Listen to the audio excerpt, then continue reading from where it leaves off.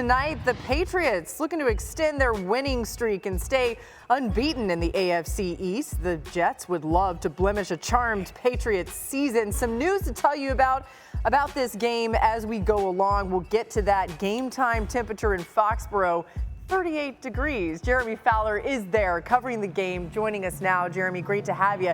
Hey, Drake Maye's play has put him in the MVP conversation halfway through the season. So what are the Jets saying about going up against the second-year quarterback tonight?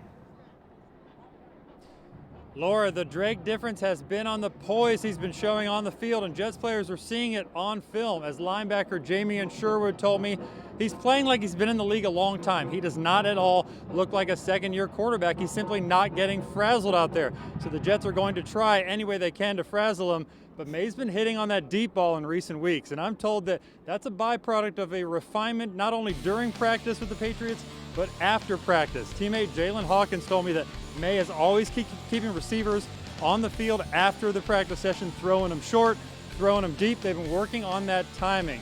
And Hawkins said that Maye is going to continue to play his game. He plays fast, he plays free, and he always has a smile on his face. Quick note with the offensive roster, too, with Kayshon Boutte out with a hamstring issue. Watch for rookie Kyle Williams. I'm told he's been coming on the last few weeks in practice, showing a major commitment, trying to get involved here, and he got that touchdown last week. He's looking to build on that. All right, something to watch for sure. Also, I feel like frazzled is an underused word. So that was great that we got that in the show. Good stuff. One of my favorites. Yeah, get it in there, Jeremy. Drake Maye, currently the MVP favorite, just ahead of Matthew Stafford. My goodness, what a difference a year makes for a starting quarterback. In this case, Drake Maye. The second-year man has shown much improvement in many ways, including against man coverage. Could see more of this on Sunday, or excuse me, tonight. The Jets play man, the second highest rate in the NFL.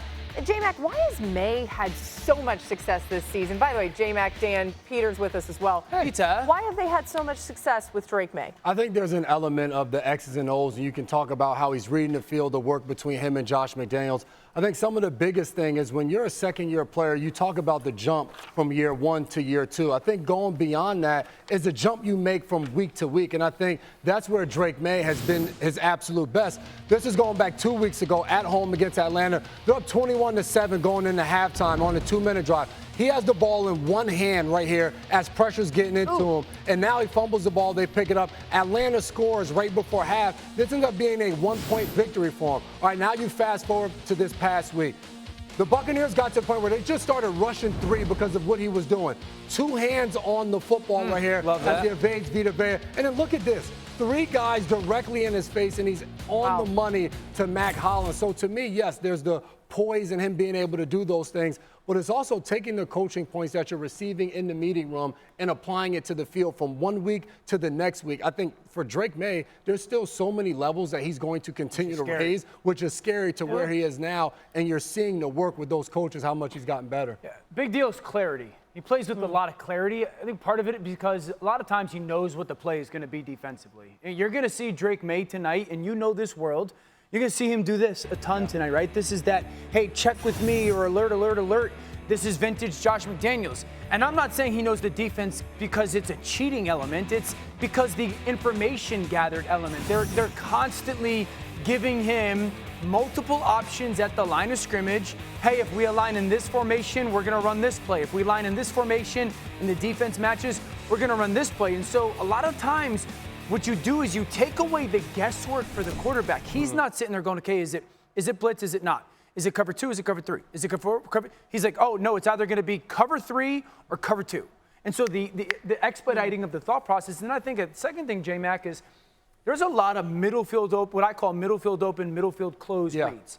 For a quarterback, it's, hey, when you get the ball and you see that safety on your side of the field, if he goes back to the half, you're reading this side of the field and this side only.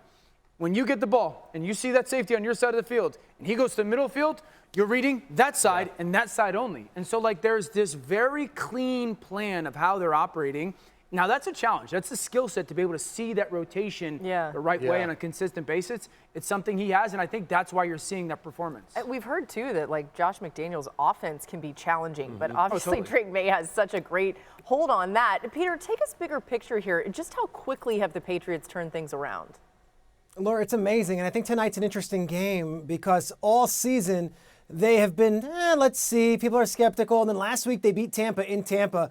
And this week has been a coronation. Drake Maye is now the favorite to an MVP, as you mentioned. You've got a 7-game winning streak, which everyone's eyes are open. And they really can go from being a team that we thought maybe could contend for a wild card spot to potentially being the #1 seed in the AFC and the playoffs going through Foxborough. So why is that interesting for tonight? Because they got their flowers. And when you are the hunters, it's great. When you are the hunted, it's a totally different deal. Such a young team, and tonight seems like it should be a 30-point blowout. No problem. Jets stink. Garrett Wilson's got injured. Like, we're fine, right? Well, let's see. This will be a test in a different way than some of those other games were. Now all eyes are open, and they're the team that everyone's circling on the calendar saying we're going to knock those guys off, not the other way around. Yeah, it's a good point. They're 13.5-point favorites. And by the way, double-digit favorites, 9-1 this season. The only exception to that, the Packers lost to the Panthers in Week 9. Looking to be around 38 degrees or so for Thursday night football. And we did get some news on the Jets side of things. Look at this. According to Adam Schefter, placing wide receiver Garrett Wilson on injured reserve did the Jets. He will now be out a minimum of 4 games. That is a bummer for sure for this team. How about Justin Fields, the quarterback for the Jets at this moment? He is arriving there ahead of playing the Patriots tonight. And we heard it a little earlier, like maybe we shouldn't be counting out these Jets. Let's see who we're going to pick here, okay? We're going to put up our game pick. Oh, okay, okay. Come on now. I love it. You got one? So we're with you, obviously. You see the three of us. You got one with the name? They showed me love. I love that. But what about Peter? What are you doing, Peter?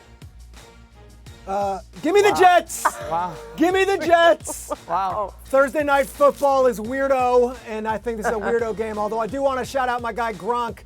He's going to get some honors tonight, one of the greatest guys ever. You guys love him also. But sorry, Gronk. Party's going to be spoiled. J-E-T, yes, let's go! Pick the Jets and then shouted out Gronk in the same sentence. Listen, he covered it all, okay? All right. I love the jersey. Sports Center is next with Christine Williamson. And helmets are so clean. Look how nice that is. Sure. That's how you know you're a big deal.